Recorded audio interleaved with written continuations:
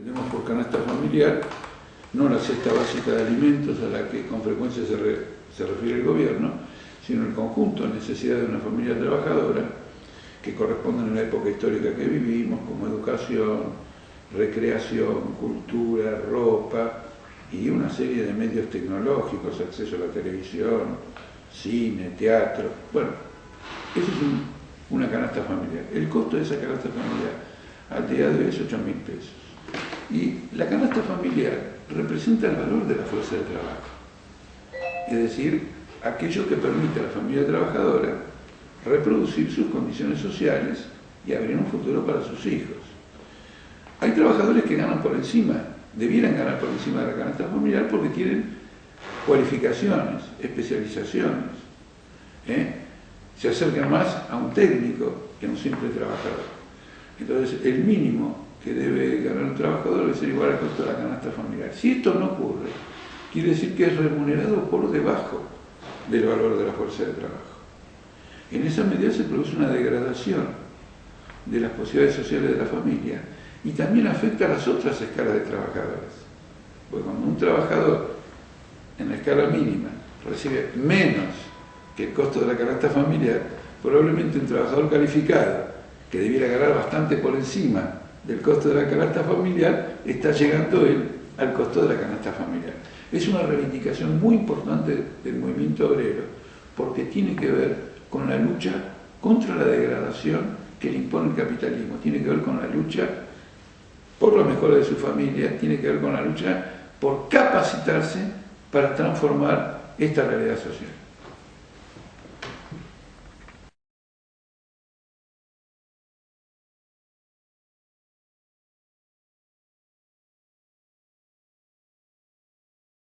El salario de los trabajadores no genera nunca inflación, porque es claro para cualquiera que un aumento salarial, desde el punto de vista de la economía, desde el punto de vista de la producción, puede ser resuelto con un avance de la tecnología que se revoluciona en forma constante y por lo tanto con un tiempo de trabajo menor producir una cantidad de mercancías mayores. El problema de la inflación es un fenómeno endémico del capitalismo decadente, que cuando empieza a encontrar dificultades para colocar su producción en el mercado a la tasa de beneficio que ellos quieren obtener, encuentran que fracasan. Y los gobiernos empiezan a crear distintos tipos de medidas por medio de la emisión de moneda, por medio de la inflación del gasto. Acá no se pueden discutir los problemas aisladamente. No ha habido inflación durante un siglo y medio o más del capitalismo y de golpe entramos en un proceso a partir de los años 20 o de los años 10 del siglo pasado, en un proceso de constante inflación. Entonces no son los salarios lo que generan inflación. Lo que sí ocurre es que el capitalista busca bajar constantemente los salarios porque como trabaja con deuda y trabaja con inflación, se la quiere descargar a los trabajadores. Eso no lo podemos permitir. No lo podemos permitir.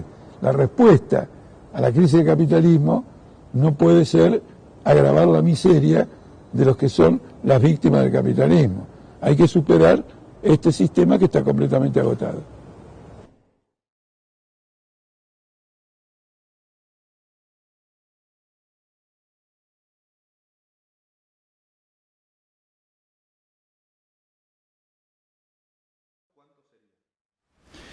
El legislador no puede ganar mucho más, no debe ganar mucho más de lo que gana un obrero calificado. Porque entonces, ¿qué se propone? Representar al pueblo o hacer una carrera personal.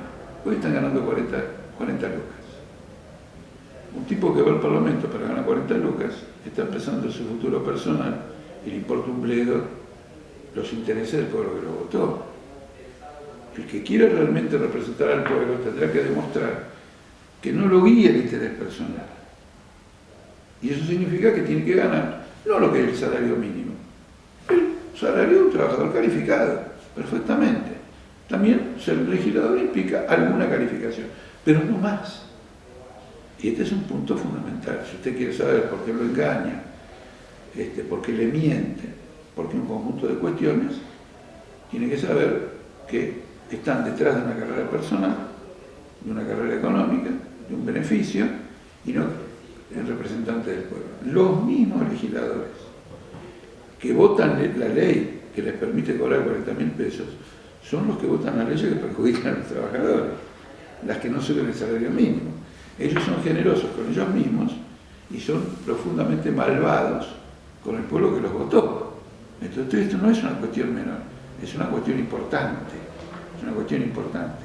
Por lo menos es una cuestión importante para denunciar que lo que se llama democracia y representación popular es un fenómeno del engaño.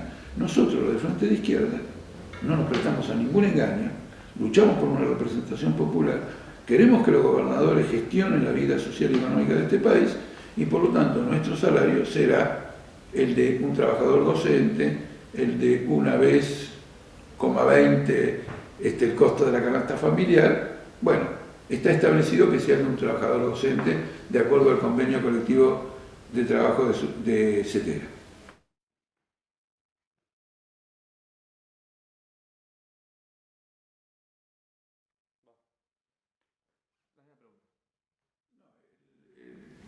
El impuesto a las ganancias no puede ser pagado por ningún trabajador porque el salario no es una ganancia.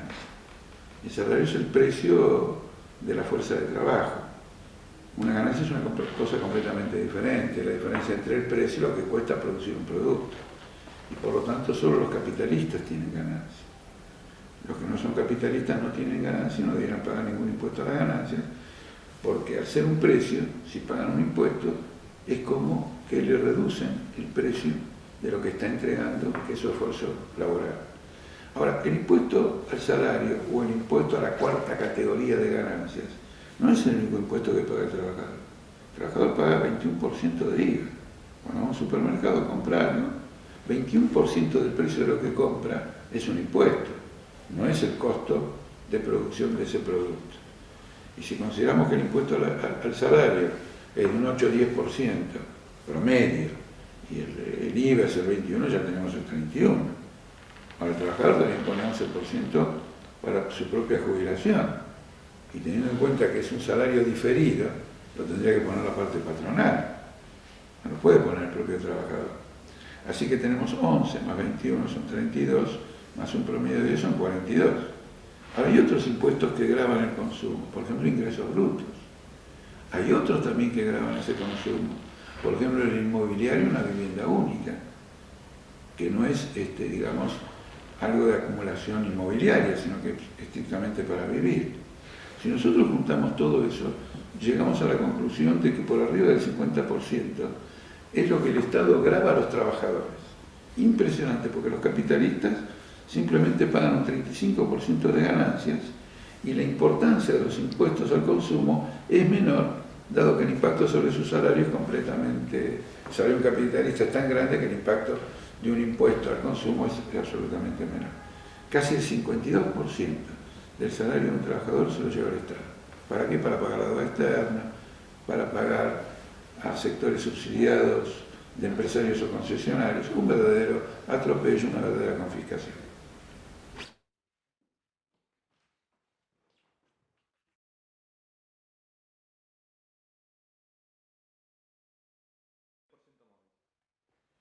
La jubilación debe ser del 82% móvil por una razón que se cae de su propio peso. Yo laburo hasta el día de hoy, gano 100. Me jubilo, el lunes ganaba 100, hoy me jubilo, el martes gano 40. Se me derrumba mi vida. Entonces es lógico que sea el 82% móvil, que es una forma de decir que gano 100, menos lo que cuando era un trabajador activo me descontaba como aporte jubilatorio. Entonces, digamos, un aspecto fundamental. El otro aspecto fundamental es que el que se jubila aportó durante toda su vida de trabajo para poder conquistar este 82% móvil. El 82% móvil o la jubilación es un salario diferido. Lo que el trabajador tendría que haber cobrado durante su vida activa, lo difirió para poder cobrarlo en su vida pasiva. Si no recibe el 82% móvil, quiere decir que la parte patronal se quedó con una parte del salario que precisamente no se cobró y fue postergado para asegurar luego la vida del trabajador con posterioridad al cese de su vida laboral. Entonces es un asunto extremadamente serio, porque pagarle a un trabajador 40 o 35% de lo que ganó o de lo que ganaba al momento en que se jubiló equivale a una confiscación de los salarios que no se cobraron precisamente para que su acumulación y su capitalización sirvieran para pagar el 82% más.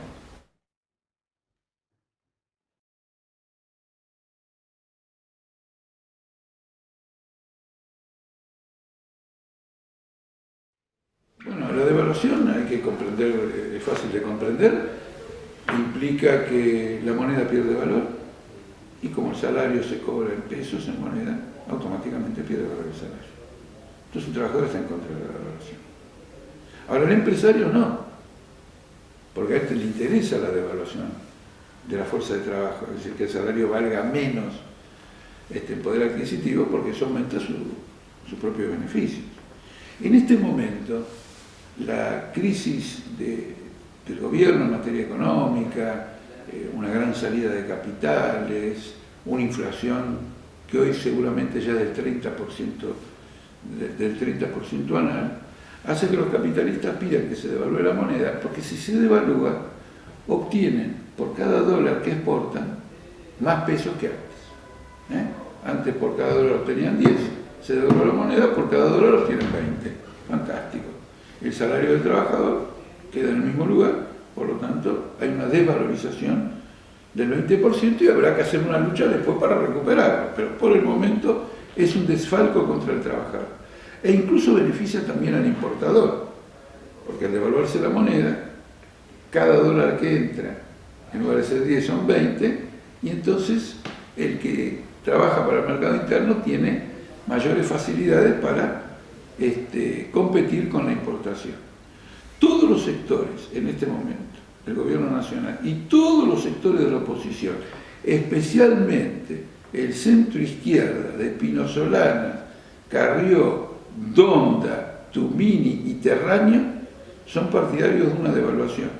Creen que esa es la salida al desequilibrio económico que hay en el país.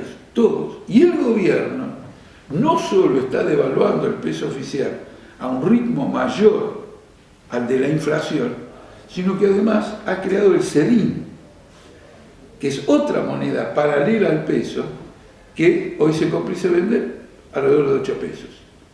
Como el tipo de cambio oficial es 5,45 y el CDI se cobra 8, eso implica una devaluación monetaria del 80%, del 35%. Brutal. Todo el mundo trabaja por la devaluación. El Partido Obrero y el Frente de Izquierda se oponen y consideran que los problemas económicos del país no se resuelven mediante desfalcos monetarios, sino mediante una reorganización de la industria, una reorganización de la producción que elimine los despilfarros de la producción en Argentina.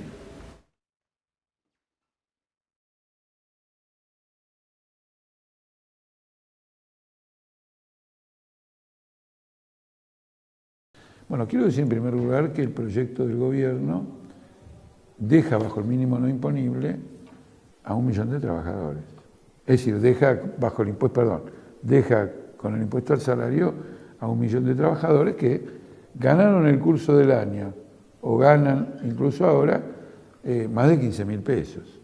El proyecto del gobierno además no modifica el monto del impuesto según las escalas. Y como la inflación hace que el salario aumente y pase de una escala D, ¿no es cierto?, a una escala E, o que, y efectivamente así de escala en escala, entonces se va modificando el impuesto, se va modificando el porcentaje del impuesto, paga cada vez más. ¿Qué hace el gobierno? Bueno, saca del impuesto, al decir los que ganan menos de 15.000 pesos no pagan impuestos, lo saca de ese impuesto. Bien, 10 puntos, aquí tienen, volviendo al tema anterior, aquí tienen una medida que está bien. Pero miren qué cosa curiosa. Esta medida que está bien con las limitaciones que señaló, no tiene futuro. Esos 15.000 pesos en diciembre, cuando terminen las elecciones, ya no van a valer 15.000 pesos. Entonces, van a terminar habiendo aumentos salariales que van a llevar el salario para arriba de 15.000 pesos. Los que pagan, el millón que ya dije que pagan, seguirá pagando, más, porque va a pasar de escala. Y el que aumente un salario porque subió la inflación y que ahora se lo sacó, va a volver a pagar. El gobierno nos sacó una ley diciendo esto se ajusta por inflación, 15.000 aumenta la inflación, el 10%, 16.500 no paga, otro 10%, 18.000 no paga, no. Dijo 15.000. Y no previó una ruta a futuro frente a un salario que lo consume la inflación. Entonces, dentro de poco tenemos la misma situación, absolutamente clara.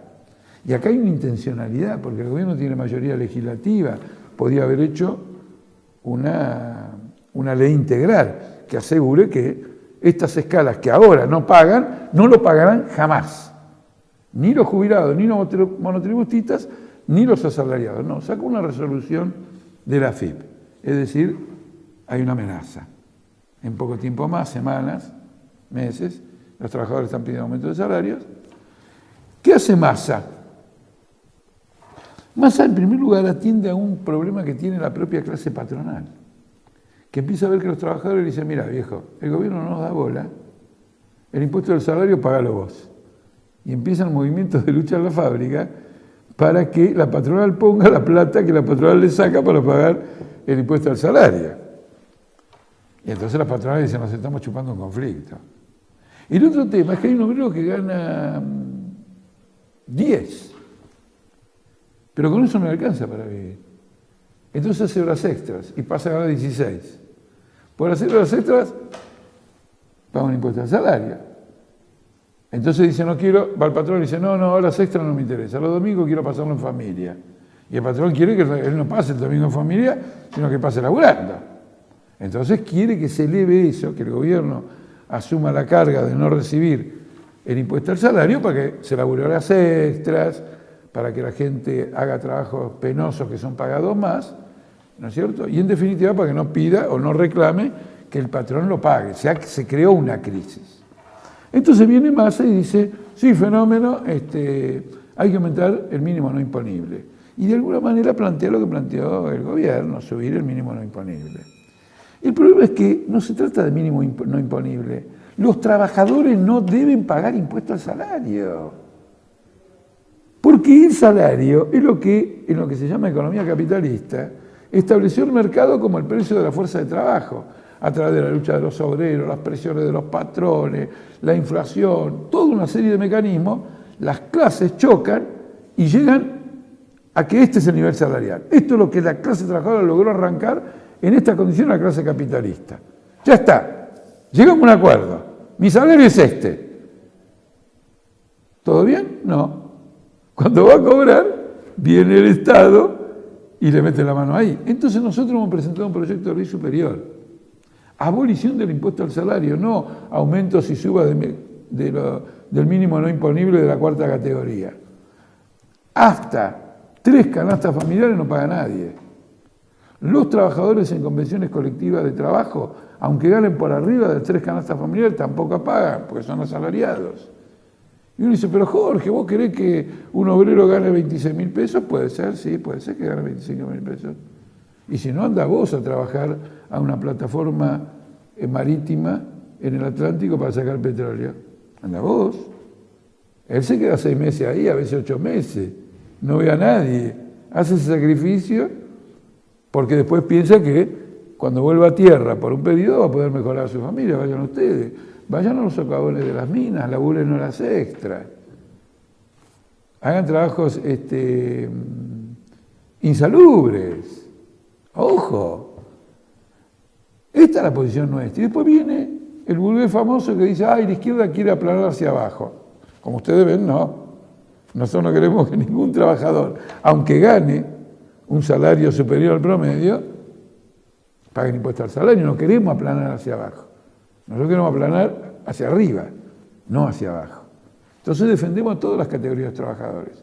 El kirchnerismo, que dice venir del peronismo, sin embargo decía que las categorías superiores de trabajadores eran privilegiados y que había que redistribuir el ingreso entre los que ganan esos salarios más altos y los que ganan salarios menores. Ah, es una vergüenza. No le meten la mano a los bancos, no le meten la mano a lo de la deuda externa, no le meten la mano a nadie, cuando un tipo por calificación, por sacrificio, por trabajo extenuante, por insalubridad, está ganando mal, ¿le quieren meter un impuesto para sacárselo? No. Para terminar, hay otro impuesto al salario, fuera de este. Este es un impuesto directo al salario. El otro es el IVA. Es un impuesto indirecto al salario. Lo paga el trabajador cuando va al supermercado. No paga el producto, sino que en un 21% paga el impuesto. Ese impuesto va a los subsidios, al pago de la deuda externa, va a los capitalistas. Estamos en contra también de decir nosotros, en el Frente de Izquierda, en el Partido Obrero, planteamos la derogación de todos los impuestos al consumo por su condición de impuestos confiscatorios.